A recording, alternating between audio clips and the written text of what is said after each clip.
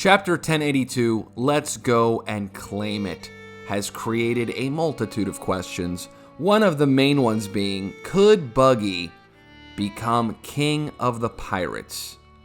Well, he's got two very powerful wings.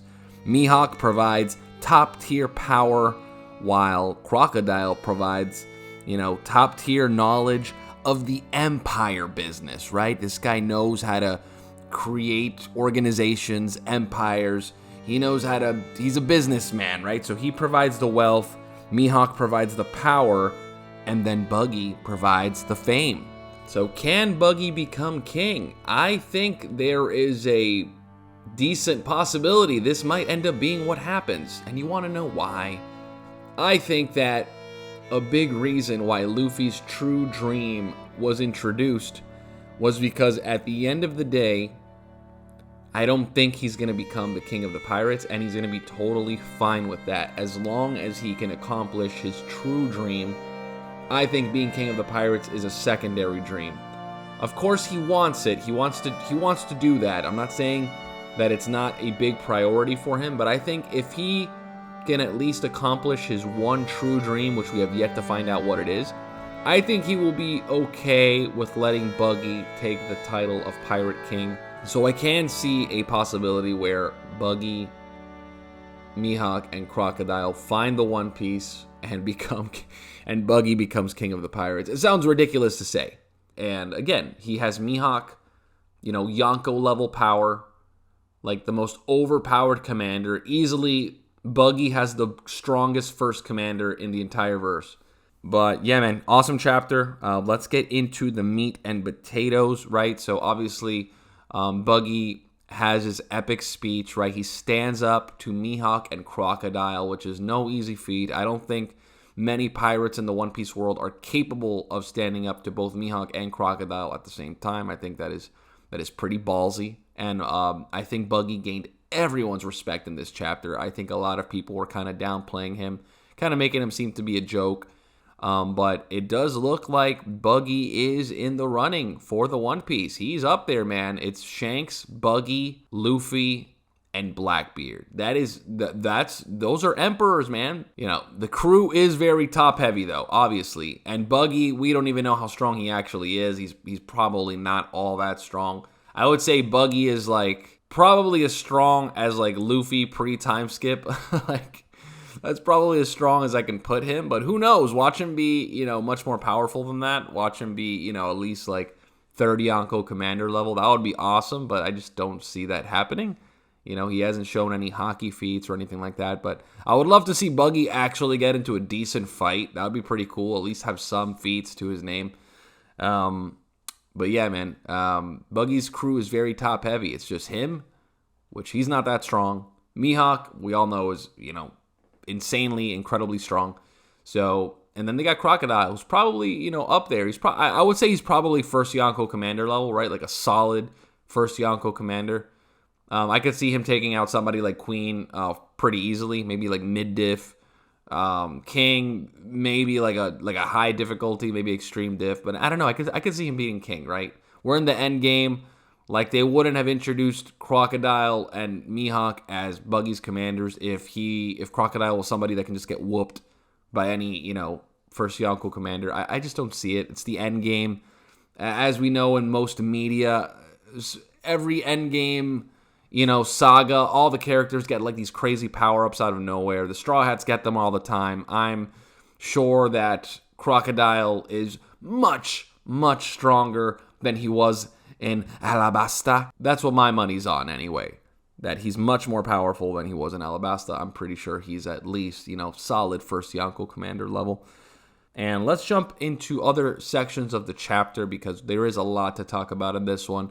Obviously, T-Bone's death. A lot of people are saying that they feel that he let himself die because he was such a sweet and caring man that he probably saw that family and was like, you know what? I'm going to sacrifice myself so that this family can eat. Because these guys were not eating. Everybody was starving in this kingdom. And he probably, chose to sacrifice himself for the greater good and, keep this family alive. Or maybe he faked his death. Or maybe he just simply got assassinated in his sleep, right? Maybe that happened. Who knows? Very doubtful, right? Very doubtful, but I'm leaning on that he is probably dead and he allowed himself to be killed. But we'll see, man. We'll see where this all goes. But one thing that this does do, though, is that it puts Cross Guild up there, man. In terms of threat level, the Marines are scared of Cross Guild now. They are intimidated by this guild that just kind of formed out of nowhere between these three great pirates. They're like, oh man, these guys are for real. This is serious business, and we need to take this seriously. We need to, cut the head out off this thing while we can before it grows too big and out of our control, right? We need to slay this little baby dragon before it turns into freaking Drogon and just burns Marie-Joie to the ground. Because that's what it seems like it's going to happen. If they don't do something quick, the Buggy Pirates are going to take over the freaking world, man. So we got Sengoku and Suru talking about Cross Guild in the mess hall of Marineford.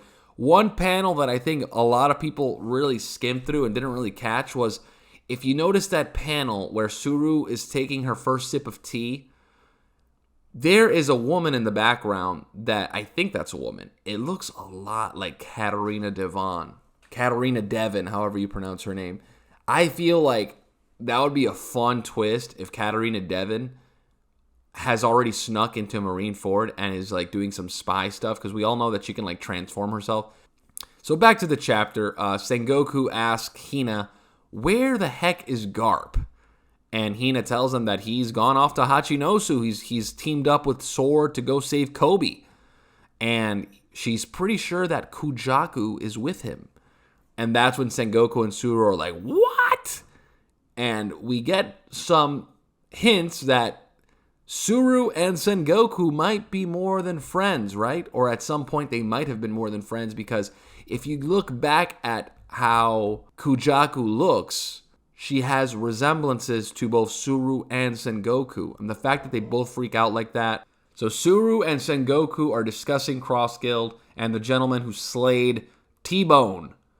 And another cool thing about Cross Guild is that they pay their debts. They pay what they say they're going to pay, because I think some people were thinking that Cross Guild wasn't really going to pay these people for slaying Marines, but it looks like they're men of their word, and I don't know where they're getting the money for this kind of thing. Like, what if somebody takes out somebody like Akainu, right? Like, hypothetically, do they really have billions of berries to pay somebody for something like that? Because somebody like Akainu has to be worth at least a few billy if somebody like Kobe is worth 500 million. So I think that's something to keep in mind, that might be a bit of a plot hole, or that's where their limit is. They're like, yeah, we're not paying more than that. Like, everybody above Kobe's level is just going to be like 500 million. Because where are they going to get this money from? Because it's to my understanding that $1 billion for a pirate crew is kind of a lot, right? It's not like chump change. So I doubt that these guys just have billions and billions of berries just lying around. But I could be wrong. Watch them. Crocodile is a businessman. He is in the empire business. Watch him just be, drowning in money. He's probably got like 50 billion in the One Piece bank. Who knows? But we can touch up on something we didn't touch up on in terms of the whole Buggy scenes, were Buggy's flashback, right? We get that Buggy flashback which gives us a lot more context as to why him and Shanks didn't join in the first place, right? Once Roger died, we get that scene of Buggy and Shanks talking, and Buggy wanted Shanks to be the next Pirate King, but Shanks wasn't ready. Shanks said that he's not going to do that right now. He's going to be a pirate, but he's not ready to follow in Roger's footsteps just yet. He needs to take his time. But very cool for Oda to give us something like that. We get that epic panel of Buggy saying, I want to be king of the pirates.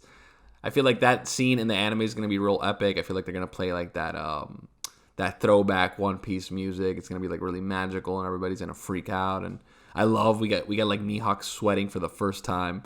That is awesome. And a lot of people are downplaying Mihawk for this scene. They're saying that this proves that he's afraid of Shanks. I don't think that is the case at all. Like, the man literally just says, do you really expect us to just go pick fights with red hair, black beard, and straw hat? So I think that implies that he's talking about their entire crews, right? Like, he's not saying, like, he's afraid of Luffy, but I think he's saying, like, you think me by myself can take out, like, Luffy, Zoro, Jinbei, Sanji. Like, he probably doesn't know all those people, but he's not, I don't think Mihawk is thinking he's going to take out an entire Yonko crew himself, because the reality is, it is kind of a one-man army. Mihawk is the powerhouse of this crew. Buggy is not very strong. Crocodile is probably decently powerful, but we know he's not like Yonko level or, you know, Admiral level or something like that. He's probably like around that Yonko commander level, so he's a strong number 2, I guess. But Mihawk can't take out an entire Yonko crew by himself. I think that's what he's saying. And I'm not even like a Mihawk stan, but I think people are blowing it out of proportion and making it seem like he's afraid of just fighting like red hair one-on-one or Blackbeard one-on-one. I think if it was a one-on-one fight, I think Mihawk stands a pretty good chance against all those guys. Like, you know, it's probably going to be an extreme diff fight. I don't know who would win. Probably pick the Yonko, honestly, but who knows? Anything could happen.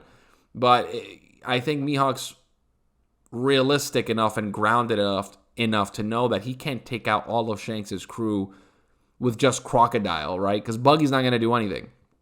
So Crocodile and Mihawk cannot take out an entire Yonko crew. I think he's aware of that, and I think that's where the sweat and the nerves kind of come from in the way he says that statement. So now let's get to the finale real quick. Not much to talk about here, but we get the Revolutionary Army. We got a few of the subordinates of some of the higher-ups in the Revolutionary Army, which is pretty cool, right? I like that we're getting some new characters. Hopefully we don't spend ages on them in the anime. We have like a flashback for each of them or something crazy and some kind of filler. Hopefully we don't get something like that. We get the return of Sabo. Very awesome to finally get Sabo back in the story. Turns out he is alive still, which we all could assume that he was. Why would he get, destroyed off screen? So we knew that was going to happen, but it's cool that we got it sooner than expected. I thought we weren't going to see Sabo for a little bit longer, but we also see Sabo's observation hockey in play, which is kind of funny. Like, the first thing I thought of when I saw Koala attempting to kick Sabo was that if that was Nami to Luffy, she definitely would have gotten the hit-in. But Sabo's dodging, man. He's like, nah, I'm good. I'm not trying to get kicked in the face right now. So I wonder if that's more that Nami is speed blitzes Koala. She's much faster than Koala and she can keep up with Luffy. Or if it means that Luffy just has zero observation hockey when it comes to Nami and he just, takes the hit. Or maybe he just likes it. Maybe he's a freak, who knows. So it ends with Sabo declaring that he's going to tell Dragon and Ivankov what really happened at Marie Joie. So I'm guessing he's going to tell them about Imu-sama, the fight with Fujitora and Green Bull, Kuma, Celestial Dragon information. Maybe he saw Shanks there and he freaked out, right? Because we all know Shanks was also there talking to the 5 Elder Stars. So a lot can happen from this discussion. I have a feeling it's going to be off screen like everything in One Piece is. So we probably won't really get to see it, but hopefully we do. Or hopefully we just go back to Garp and friends in Hachinosu. Or maybe we'll come back to the Straw Hats because it has been a couple of months since we saw those guys. Maybe it's time to go back to Luffy and company and see what's going on there, because we do know that this is leading to an epic finale. I think the Egghead arc is going to have a big epic climax. We're going to see something crazy, and I'm very excited for that. Anyway, guys, much love. Like the video if you did. Hit that subscribe button for more content. Much more videos coming soon. Let me know if you want to see more presidential videos, and let me know if I should put my dog down because she loves to bark at the end of every video. Thank you, guys.